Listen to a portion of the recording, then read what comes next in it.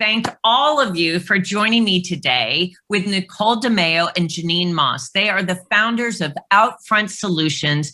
They are accomplished marketing executives. They're focused on helping entrepreneurs launch their businesses, grow their businesses, and they are turnaround experts. And today they're going to talk about unboxing growth, branding, marketing, and sales hacks for entrepreneurs. And I'm Linda Fisk. I'm the CEO of LeadHERship Global. And I got to tell you, I am absolutely thrilled to welcome you to today's program. So this is going to be tailor-made for you if you are an entrepreneur, an intrapreneur, or a visionary, because Nicole and Jeanine will increase the power and marketability of your products, your ideas, and help open doors and close deals. So be sure you're paying attention, grab your notepad, grab your pen, and get ready, because we are going to map the path to success with growth strategies that help you nail revenue goals, increase valuation, raise the next round of funding, or find the path to exit your business. With that, let me welcome Jeanine and Nicole. Thank you, ladies, so much for being here. Yes, yes. Good morning. Oh, Linda, I love how you introduce. It's so exuberant, and you're like a shot of coffee in the morning. So thank you for your beautiful energy and for creating LeadHERship Global. It's really such an incredible community, and we're just grateful to be with you all this morning. So thank you for taking the time. We're not only going to be talking through this next 90 minutes, we're going to invite you to participate. We have an exercise and we have plenty of time for Q&A. So we see this as a conversation. And this also is a series. So Unboxing Growth is a series, and we're going to continue doing this on the last Fridays, or the schedule is all on LeadHERship Global. So I'm really excited to be with you and take this journey together. So a little tiny bit more about Jeanine and I, and why are we qualified to take you on this journey? Well, we have been entrepreneurs ourselves. We have built a number of companies of our own, including Outfront Solutions, our consulting firm, and we've raised over almost $500 million alongside of our clients or for our own businesses. So we understand this growth journey very, very closely. We've also been career marketers, and we call ourselves CMOs, Chief Marketing Officers on Demand. So that's us. And we really, we've been fortunate enough, Jeanine and I have worked together for the better part of 20 years. And that's really unique. On and off, but mostly on, we've worked together to build businesses and IP, and, really we're in love with the quest of building businesses. So it's pretty neat to be on this journey with you, Jeanine, and to do things like this together. One thing I wanted to mention is about our purpose. So we're living our purpose right now in volunteering and teaching this course and guiding and having this conversation with you, because we really we've checked in with ourselves, and we love the quest of advancing women. We love helping you build your businesses, your personal brands, all the way through. It's just something that really is soul fulfilling for us, and that's good reason why we're here today, is to connect and help you reach your moonshot goals. That's really when you rise and you flourish, we do too. So just wanted to highlight our purpose as well. I think we can jump into setting the stage for today. So we want you to know that this is an absolutely safe place to discuss your businesses, air your questions, connect with each other. We really feel that it's important that women have a safe place to go, connect, and thrive together. And so we also wanted to share that we have there's a credo by the How Women Lead organization that we're a part of as well. And we love reading this at the beginning. And we'd like you to join us in this credo. And that is saying yes to helping each other, being fierce advocates of each other, reinforcing her voice when she has something to say. And then a lot of times it's uncomfortable for women, but be unabashedly visible. So that's the foundation that we wanted to set for today. And welcome, and let's jump in. Okay. Well, one of the things that I want to say, and first of all, hi to everybody, recognize a lot of the names. Thank you so much for joining us, and so glad to be here. But one of the things I just wanted to say based on what Nicole said is that, entrepreneurship can be a pretty lonely journey. And that's why we do feel blessed that we've found each other as partners. But we want this session to be also your opportunity to kind of have a partner and a thought partner in your own development. So when we get to the breakout sessions and we have an exercise, we'll come visit and we can all talk about it and air any questions you have. So one of the things that you see on the slide is there's like a lot of stuff here that's not seemingly marketing, right? So you've got, capitalizing your business, financial models, operations, but we are not typical in our approach to marketing in that we understand, and you might too, a lot of you are very accomplished, and thank you for joining us, but you need to know everything across the organization in order to really do your job. And so we're not going to talk about like operations, what the supply chain looks like, but we're going to talk about operations in regard to marketing and branding. So everything that we talk about is going to be in that context, but across this entire continuum. So what we want to do today, since it's the first workshop that we have, we thought we just kind of covered the entire spectrum. And we're just going to give you tips and suggestions and stuff along the way. And then over the series, we're going to dive in really heavily and specifically into each one of the topics. So let's start with goals. Nicole talked about purpose. To our mind, there are really two kinds of goals that everyone should have. You should have a financial goal, unless you're independently wealthy and you don't care about earning any money. You need to have a financial goal for your business, right? But you also need to have this purpose, right? Because the purpose, Nicole always says, you got to fall in love with your business every day and when you wake up in the morning, right? And you don't fall in love with your business every day by going, hey, I'm going to make a bunch of money today. You fall in love with your business because you're accomplishing something that you super care about. In our case, it's advancing women, but we also have another purpose, which is that we're very influential with our clients about the types of things that they invest in from a marketing perspective. So we also can influence them doing really good things in the world. And we have that mindset, and we're unabashed about it. So, it's also, when you have purpose and you express the purpose, you write it down, you know clearly what it is. That's what motivates your partners and your employees and everybody else, because as you know from all the surveys, we're not just all working for money, right? So, with goals, what you wanted to do is what's good about them is they force you to think it through. It's kind of like vacuuming. It's not like you really want to do it, but when you do it, you're so glad that you did. At least that's my personal analogy for it. But goals, it causes you to think through your business. It gives you something to measure, right? And one of the ways that you do that is OKRs and KPIs. I think a lot of people on this call probably know about them. OKRs are objectives and key results, and KPIs are key performance indicators. So objectives are kind of things like position yourself as a coach in the retail industry, right? That might be an objective. And a key result would be, I want to get 5 clients in 3 months, right? So it's quantifiable and you're able to measure it, right? And it's got a period of time. Really super point. You might not know what this is. Oftentimes when you start a business, you don't have a lot of information to be able to say, oh, I know that I can do X, Y, or Z.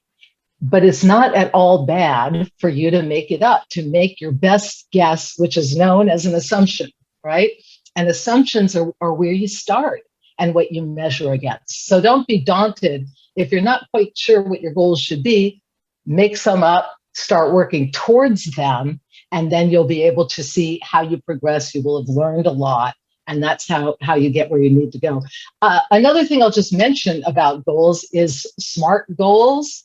And many of you may have heard of these. SMART is specific, measurable, achievable. The R is relevant, and T is time bound. So if you use those, and maybe Nicole throw them into the chat, I can already tell because we're partners and we read each other's minds. So she's going to put the SMART goals into the chat. But this is a great way to approach your goal setting. Really, really good. So I'm going to leave goals now because we're just going to touch on these things as we were talking about, and we'll talk about them more in the breakouts. Financial models, right? Why do you need them? What are you going to do with them?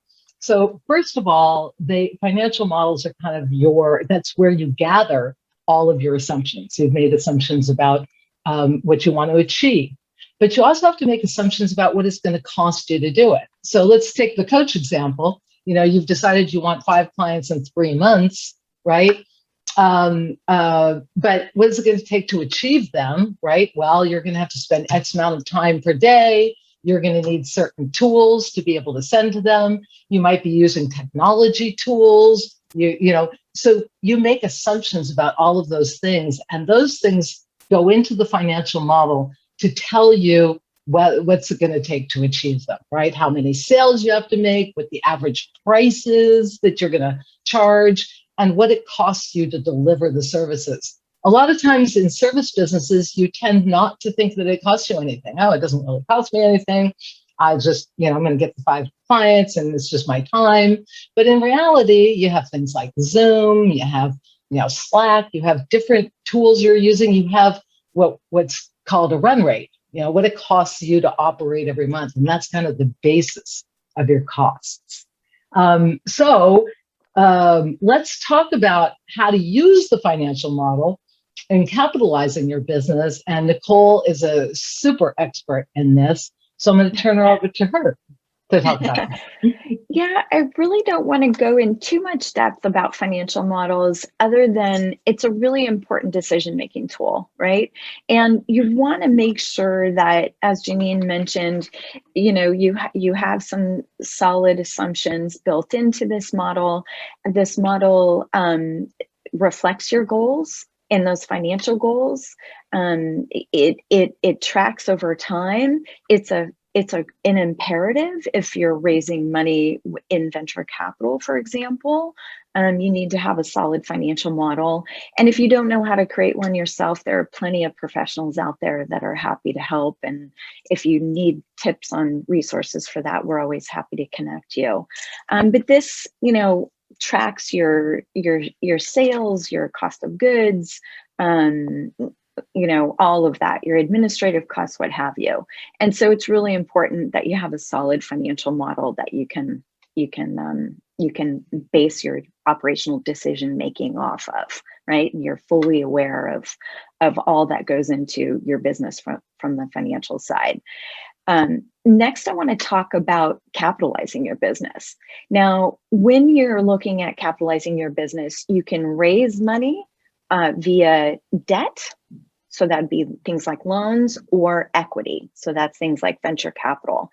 And there's a huge range of ways that you can capitalize your business. And I want to say that even though I wear a hat and I have helped to create a couple of venture capital funds, I always encourage people to try not to raise money. Try to wait before you raise money. A lot of people bootstrap or fund the business themselves, or provide a service that can help fund the business.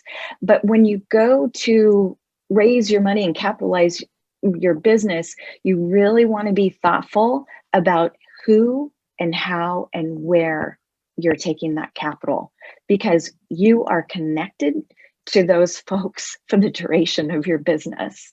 So in raising money via loan, you can raise money via debt, and that's loans. There's small business loans. There's, organizations like one that we've invested in, our fund called How Women Invest is invested in Hello Alice. It's an amazing organization that helps small businesses, and they have all kinds of different ways that you can seek capital via loans and capitalization products like that. There's raising money via grants, and so with grants, you're performing a specific task, right, that you've signed up for. And then there's raising money via equity, and that's taking on capital from an investment from friends and family, angel investors, family offices, and then it goes through the continuum of venture capital. And then when you start to get a little bit bigger, you can think about raising money via IPO, or maybe even a SPAC that you've been hearing a lot about. So lots of ways to capitalize your business. Through LeadHERship Global, I have given other talks on this topic, and am always, again, an open door as you're raising your money, if that's the route you take, to just help guide you along the way.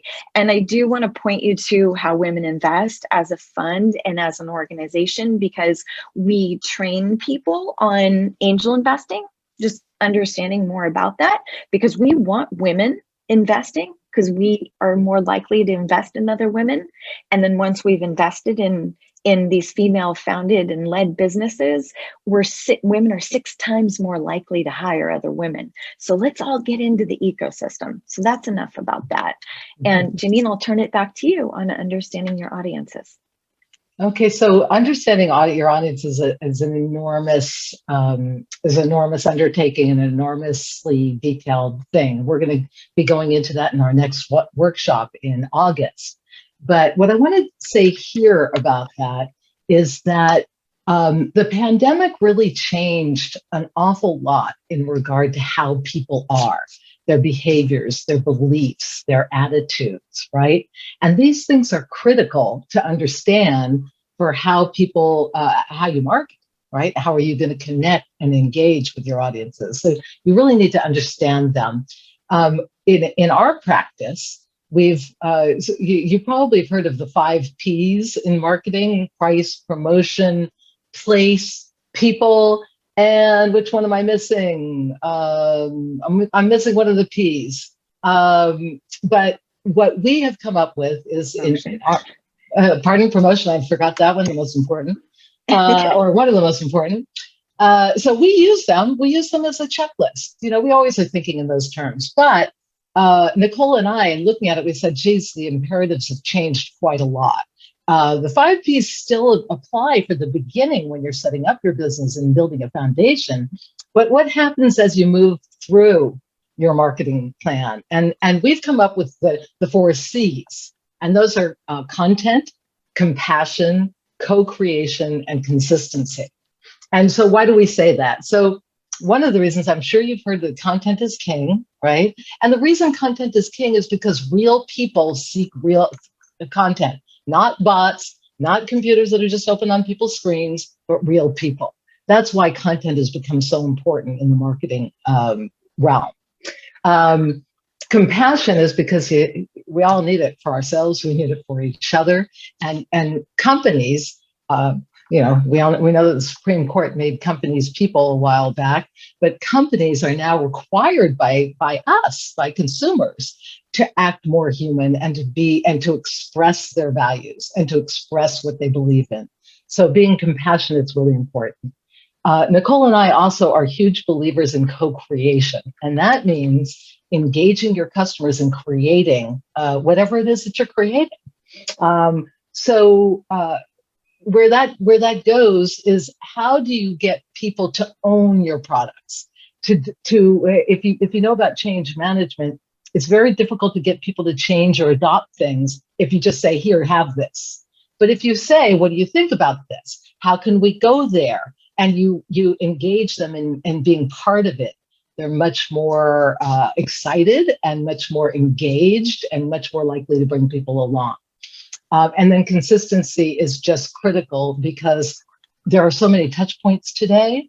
You just need a lot to get your message across, often many avenues. So the other thing I want to say about audiences is that there are always endemic audiences, and then there's audiences that you have to build and create.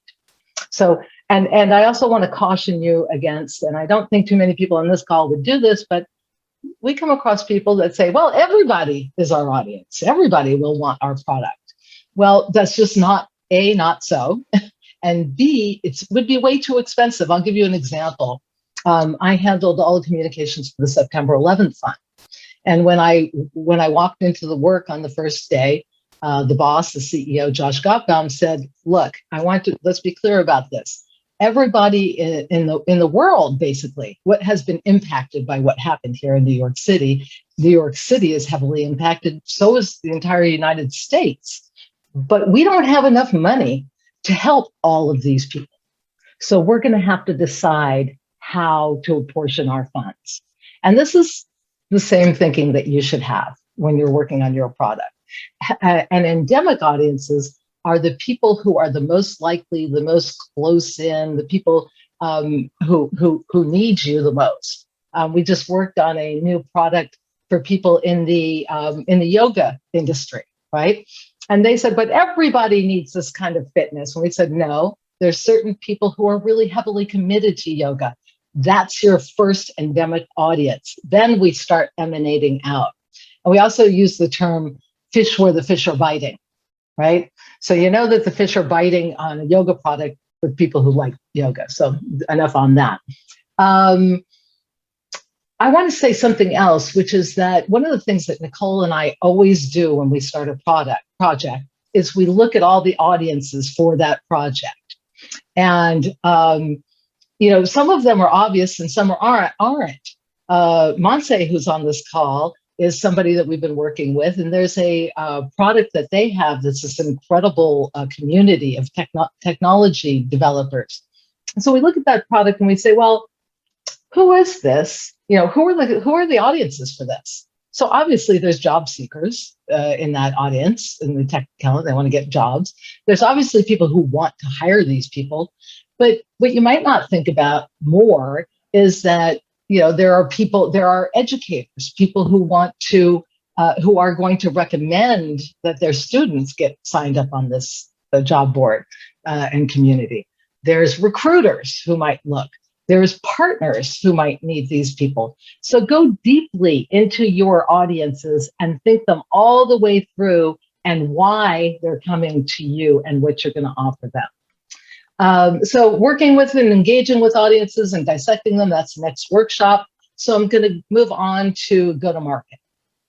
And what I'm going to say about that is that, it's a huge topic. Again, we're going to be dissecting it more clearly, but where do you start, with this? Again, many of you are marketers, so you know the answer to this, and you start with branding.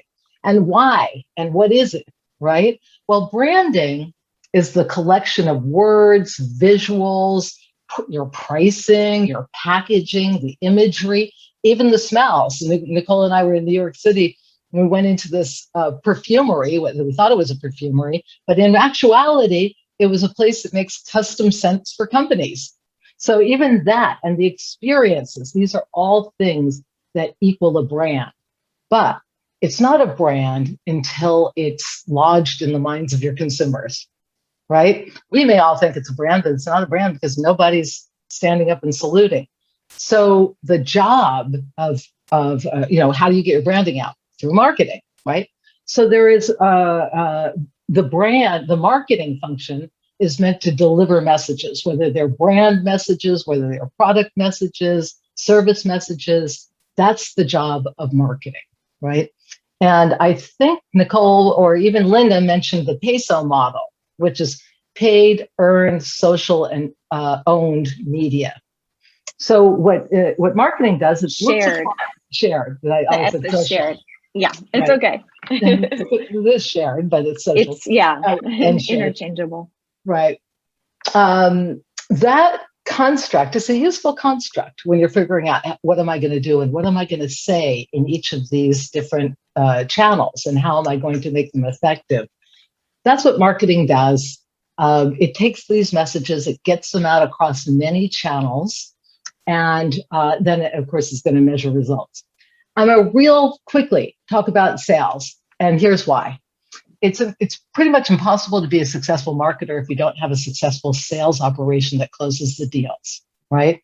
Marketing's job is to be out there and represent the brand and the company and its offerings when people aren't, right? And to bring people into you as leads, qualified leads.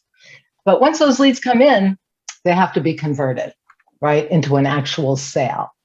So it's incredibly important to integrate and to work with the sales department on what happens. What is that process by which once you attract people to you through marketing, how is that then converted into a sale, right? So again, like the other things, we're going to talk about sales in depth, but I guess I just want to throw out this. There is B2B, B2C, and B2B2C. B2B is business to business marketing and sales.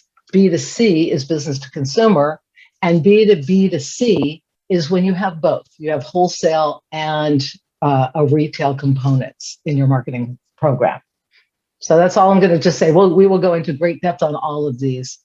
And finally, what I want to talk about is operations, which is the delivery of the products and services in regard to the marketing that we're talking about, branding and marketing.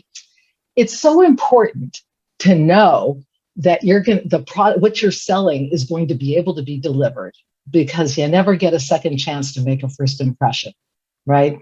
If somebody wants to buy your product and they can't, they're going somewhere else, and all that money you spent to get them is lost, right?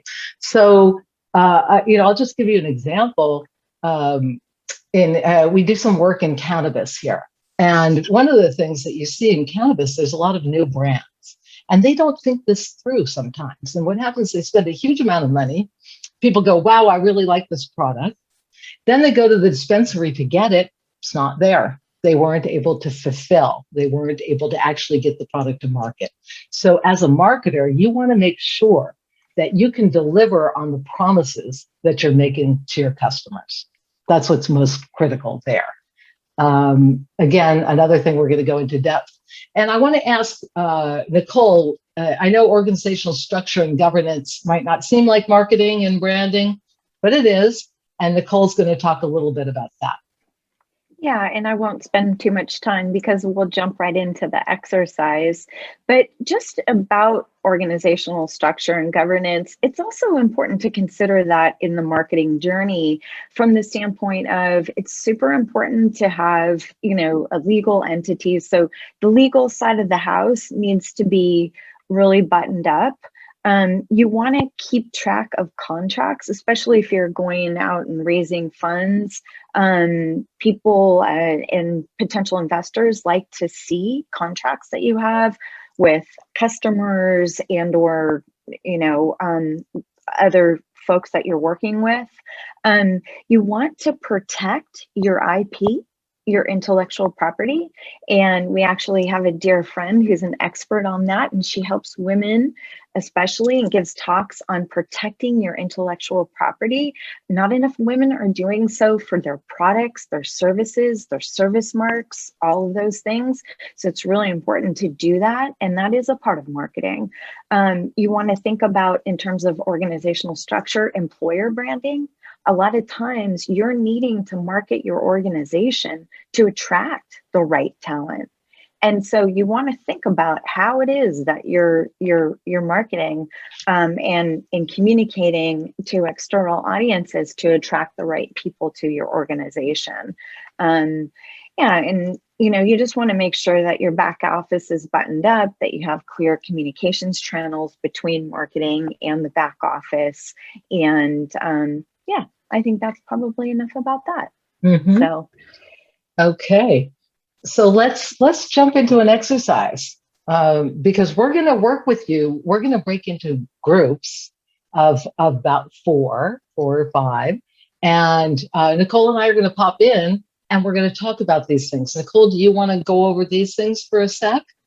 Oh, okay. I thought you were, but sure. I was just looking at the chat and what people were putting in there. Oh, okay. Well, go ahead. And I can do it, and you can look at the chat if you like. Okay. Okay. So we're going to talk. We're going to break into these groups, and what we're going to ask you to do is to do this for yourself, for your own business, right? Your goals and your purpose, your audience, and your brand concept, right? The only one that, with the goals and purpose, it's pretty obvious, your financial and your purpose, right? In the audience, a thing that we always say, we've been saying this for years, is who are we talking to? What do we want them to know? And why should they care?